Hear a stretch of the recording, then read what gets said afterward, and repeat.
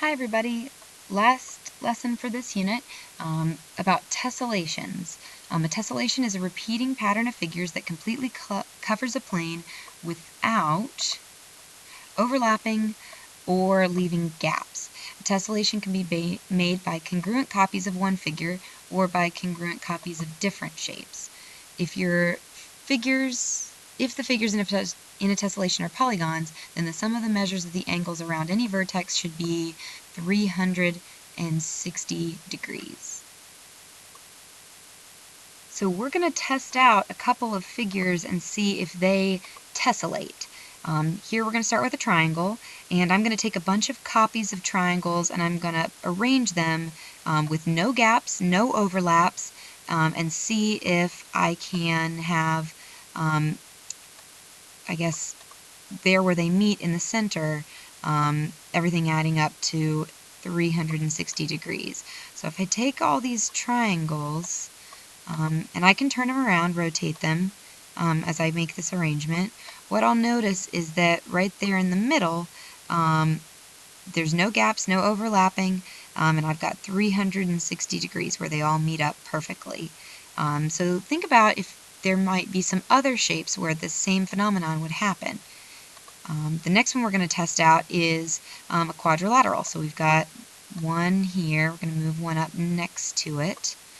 Put this other one next to that one. And again, there's no gaps, no overlapping, and right there around the vertex where all the quadrilaterals meet up, I've got that perfect 360 degrees.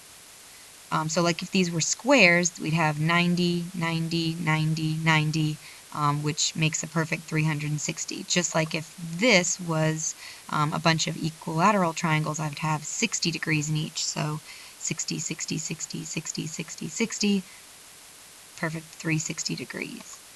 Pentagon, let's see if it works. Got to rotate this guy a little bit so that the sides match up.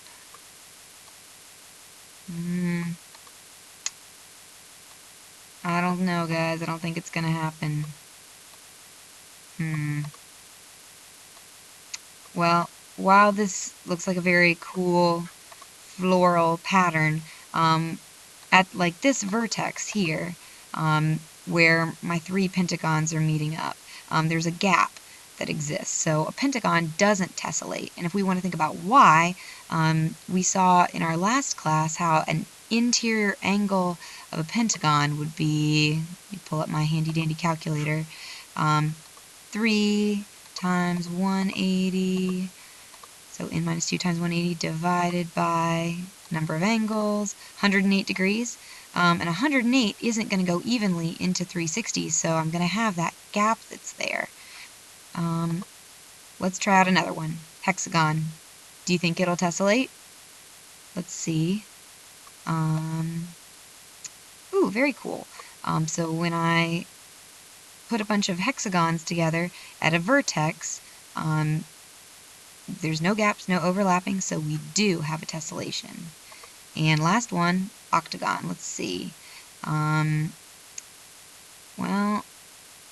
no, it looks like if we try to arrange a bunch of octagons, there's going to be a gap at a vertex. So like maybe an octagon and a square together could tessellate, but octagons on their own will not.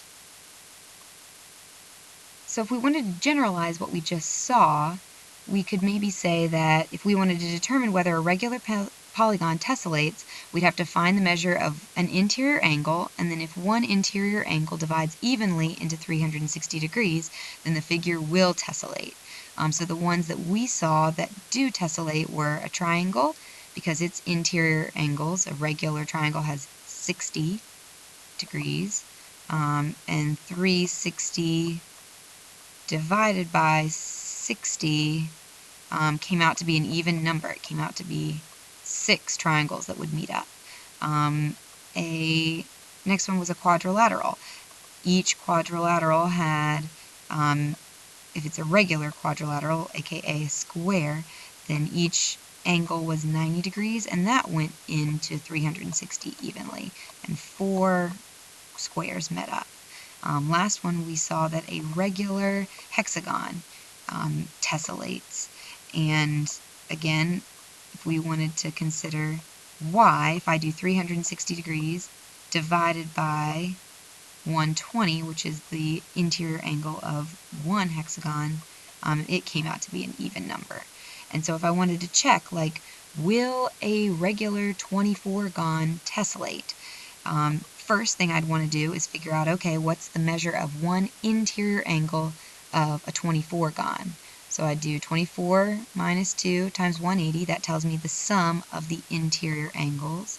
If I want to find just one, though, got to divide by 24. And when I do that, the answer I get is 165. So I need to see if that interior angle will divide evenly into 360. So 360 divided by 165 gives me a decimal answer. So that would be a no. 24-gon doesn't tessellate. It wouldn't make one of those cool patterns with no gaps and no overlapping. But like with the hexagon, as we just said, if I do n minus 2 times 180, divide by the number of sides, then I'll get each interior angle has 120 degrees, and 360 divided by 120 gives me 3, which is an even number. So yes, it does tessellate. The sum of the interior angles of triangles, 180, and the sum of the interior angles of any quadrilaterals, 360. So it's not just regular triangles and regular quadrilaterals or squares that tessellate, but in fact all triangles and all quadrilaterals will tessellate, even if they're irregular. So we're going to look at, whoops, spoiler alert, we're going to look at one example problem together before I let you go.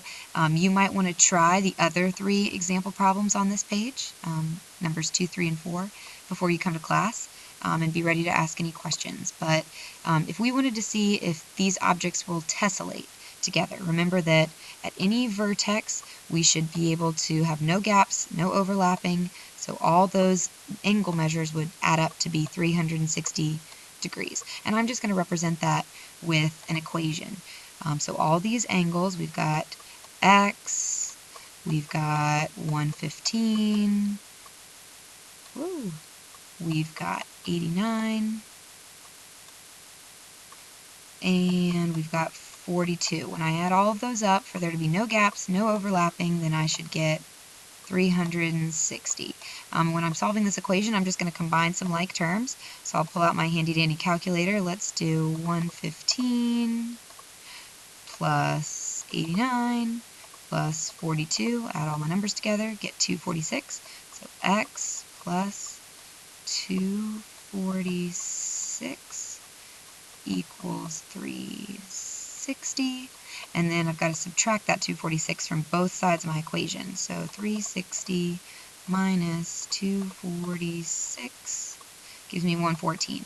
So in order for this to tessellate perfectly, the value of x is going to have to be 114 degrees. So now you try number 2, 3, and 4, and come into class ready with questions. See you then.